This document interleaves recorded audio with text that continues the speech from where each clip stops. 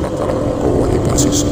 Cepat atau lambat perbuatan kejimu terhadap sang putri akan diketahui. Orang-orang utusan kerajaan tidak akan terima akan perbuatanmu kepada anak raja. Terlebih engkau sudah terkenal sebagai seorang yang sakti dan ahli ibadah. Jika hal ini diketahui, sontak reputasimu akan hancur berantakan. Nama baikmu akan tercemar. Kalau rumah kok dibuat ngaji, insya Allah keturunan itu senang ngaji. Peganglah ucapanku ini. Saya pernah dinasehati bapak demikian.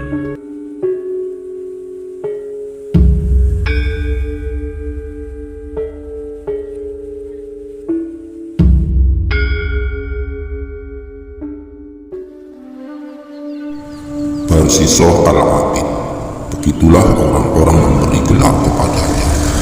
Al-Abid artinya ahli ibadah. Predikat itu disematkan karena ia memang orang yang sangat tekun di dalam beribadah. Bahkan sampai-sampai malaikat pun terkagum atas ibadahnya. Ia juga merupakan seorang guru spiritual yang kuno. Konon ia memiliki 60.000 murid yang semuanya berilmu tinggi dan memiliki keramat yang bisa terbang. Namun di tengah kekaguman para malaikat itu, lantas Allah memujinya dengan berkata kepada malaikat, "Gerangan apakah yang membuatmu begitu terkagum akan Barsisa?" Padahal di dalam pandangan hakikatku, ia tak ubahnya sebagai setan yang terkutuk. Syahdan, malaikat pun tercengang mendengarnya. Mereka mulai menerka-nerka akan takdir apakah yang membuatnya tersungkur ke dalam lembah derajat setan yang hina dina. Sahabatku yang baik hati, Al-Kisah, Barsisa memiliki sebuah karomah atau keramat. Ya, apabila ia menemui orang gila dan kemudian menyentuhnya, maka seketika orang gila tersebut sembuh. Dan begitulah yang terjadi pada seorang gadis anak raja. Sang putri mengalami gangguan jiwa. Atas perintah sang raja, diutuslah pasukan kerajaan untuk membawa sang putri ke padepokan Barsisa di tengah hutan agar ia memperoleh perawatan rehabilitasi dengan harapan akan mendapat kesembuhan. Maka berangkatlah para pasukan dengan membawa putri raja yang sedang sakit. Sesampainya di sana, setelah mengutarakan maksud dan tujuan kedatangannya, para prajurit kerajaan bergegas undur diri untuk kembali ke kerajaan dengan meninggalkan sang putri bersama Barsisa di padepokannya yang berada di tengah hutan. Saat para punggawa telah meninggalkan mereka berdua, saat putri raja masih dalam keadaan sakit, dan saat Barsisa hanya ditemaninya di tengah hutan belantara tanpa ada orang lain selain mereka berdua, iblis pun datang menggoda. "Wahai Barsisa, tidakkah engkau melihat putri raja itu cukup cantik jelita? Ia begitu menggoda. Tidakkah engkau berpikir untuk sejenak bersenang-senang dengannya? Nikmatilah tubuhnya untuk sekali saja. Lagi pula ia dalam keadaan gila. Sudah tentu ia tidak akan mengetahui apa-apa yang terjadi saat ini. Setelah kesembuhannya nanti, kalian pun juga hanya berdua di hutan belantara ini. Tak akan ada orang yang mengetahuinya. Ayolah, kukira pantas bagimu untuk rehat sejenak dari aktivitas ibadahmu yang melelahkan." Ujuk iblis penuh dengan kemesraan. Nahas menimpanya. Barsisa tergoda oleh tipu daya iblis tersebut. Ia pun melakukan perzinahan dengan sang putri yang masih dalam keadaan sakit jiwa atau gila. Namun baru saja usai melampiaskan nafsu birahinya, iblis kembali merasuk, berbisik, menggoda ke dalam relung hati Barsisa. Duhai celakalah engkau wahai Barsiso, cepat atau lambat perbuatan kejimu terhadap sang putri akan diketahui. Orang-orang utusan kerajaan tidak akan terima akan perbuatanmu kepada anak raja. Terlebih engkau sudah terkenal sebagai seorang yang sakti dan ahli ibadah.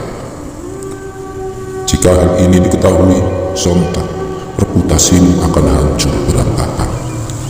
Nama baikmu akan tercemar dan seluruh orang akan mencampakkanmu. Lalu apa yang harus kulakukan? Batin Barsiso. Lalu apa yang harus kulakukan? Batin Barsiso mulai dirundung kecemasan tak karuan. Ia mulai bertanya-tanya terhadap diri sendiri, mencari cara bagaimana untuk menutupi semua ini, dan lagi-lagi sang iblis mulai berbisik melancarkan strategi. Sudahlah, bunuh saja wanita itu, kemudian kuburkanlah ia dalam-dalam di atas gunungan pasir. Dan jika para utusan kemari untuk menjemput sang putri, bilang saja bahwa ia telah sembuh dan pamit untuk kembali ke kerajaan seorang diri. Maka semua akan beres. Kalaupun ia akhirnya tak kembali, engkau tak akan disalahkan. Mereka pasti mengira bahwa sang putri telah mati tertikam binatang buas di perjalanannya kembali menuju ke istana. Bodohnya, Barsiso kembali mengiyakan tawaran iblis yang seakan penuh kompromi tersebut. Maka dibunuhlah sang putri olehnya, dan kemudian ia kubur dalam-dalam hingga sekiranya tak seorang pun mengira ada mayat di bawah sana. Akhirnya sekarang tuntas sudah semuanya. Batin Barsiso penuh lega. Namun tidak bagi iblis. Setelah ia berhasil membujuk rayu manusia yang terkenal ahli ibadah dan bisa menyembuhkan orang sakit gila hanya dengan sentuhan tangannya itu, iblis kemudian menjelma menjadi seorang soleh ahli ibadah yang seakan dapat mengetahui segala sesuatu yang terjadi.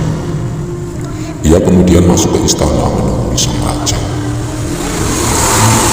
dan menceritakan apa yang terjadi terhadap putrinya dan Barsiso di tengah hutan belantara.